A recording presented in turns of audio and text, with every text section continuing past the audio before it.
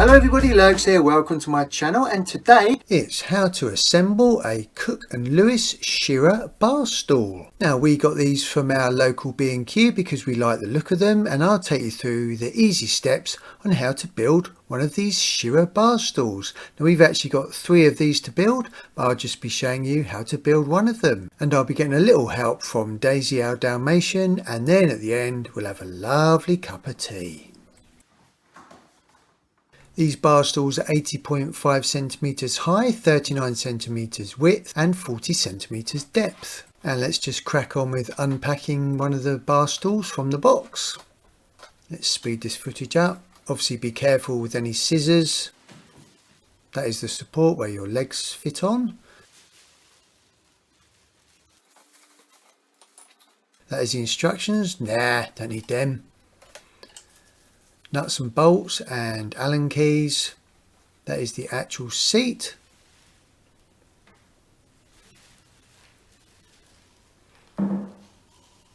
Then we've got the 4 legs and some warnings about how to sit on a bar stool properly. Nah, this is what you should get in the box.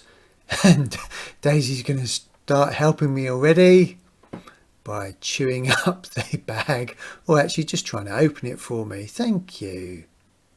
So this is what you should have: 2 different size Allen keys, 4 larger bolts and 4 smaller bolts.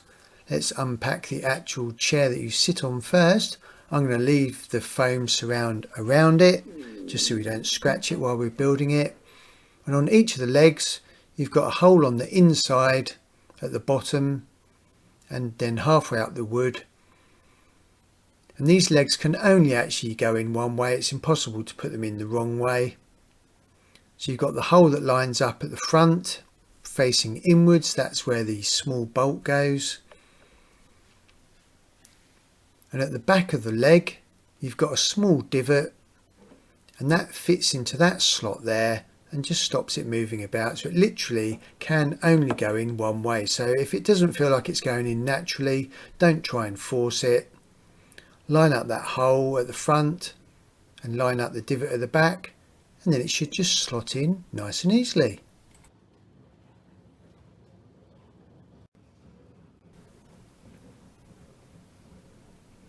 There we go.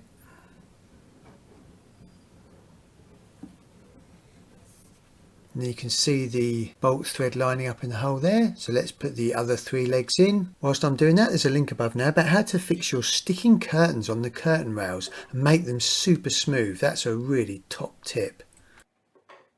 Then take the 4 smaller screws and the smaller Allen key.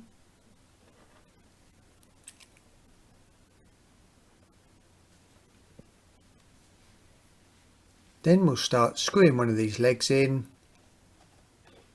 Make sure it's slotted all the way home. Always try and do it with your fingers first, just so you don't damage the thread that's already inside the wooden leg. As soon as it starts biting, take the small Allen key and just tighten that up clockwise. Now what we're going to do is we're going to tighten up all 4 of these legs, but don't tighten them in 100%. You want to make sure that they're reasonably tight but still reasonably loose, because when we put the leg support in we want to be able to feel the movement and then tighten up all the bolts right at the end. So I'm not going to tighten this all the way home.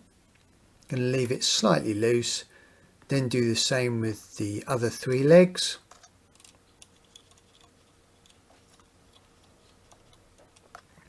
So that's all 4 legs bolted in, but not fully tightened up yet. Now we're going to put the leg support in. So take the 4 larger bolts and the larger Allen key.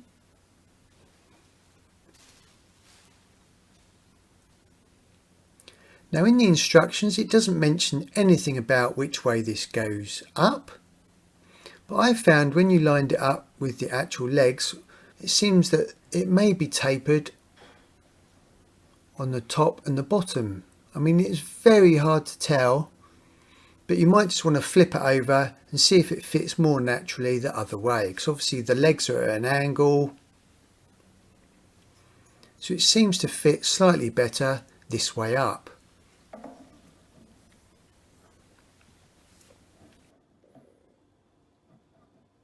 Line one of the holes up,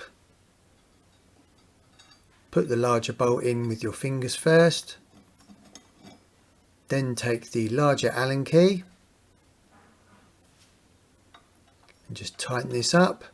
Only going to do this 2 or 3 turns. Get all of those 4 bolts in. Oh, hello. Here comes my helper, my how-to helper. Very excited about what's going on today.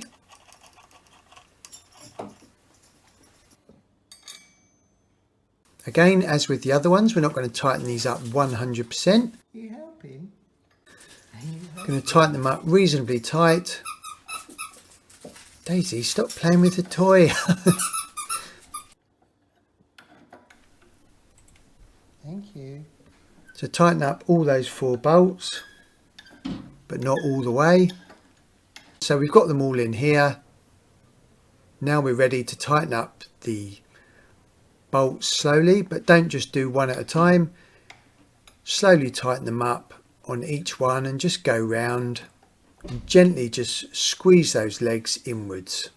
You don't want to tighten up one fully. Now we're going to tighten up the bolts at the bottom in the base of the seat. You can tighten these up 100% now.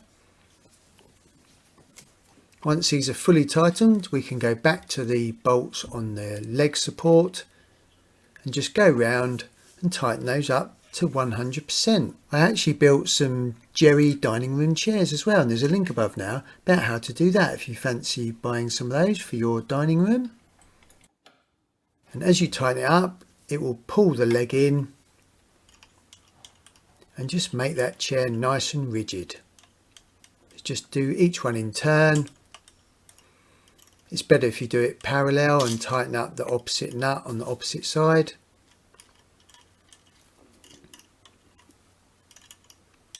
And they are now 100% tight. And you've got these rubber stoppers on the bottom of the legs, so that's good if you've got a tiled floor.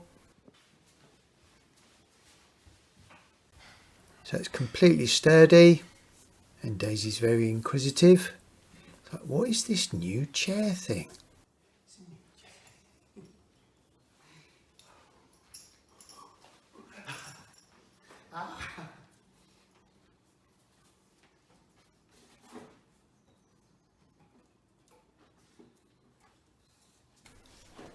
Now we can take the foam protector off of the actual seat base. Now this is a shiny seat, so it's nice and easy to clean.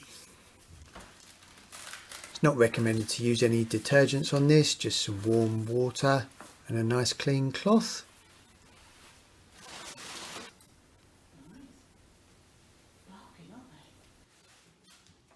Pretty comfy actually, pretty comfy. Now I've got my Marvel socks on, marvellous. And that is the finished article, and I've only got 2 more to build, Lurgs. I'll tell you what, I think that definitely deserves a lovely cup of tea.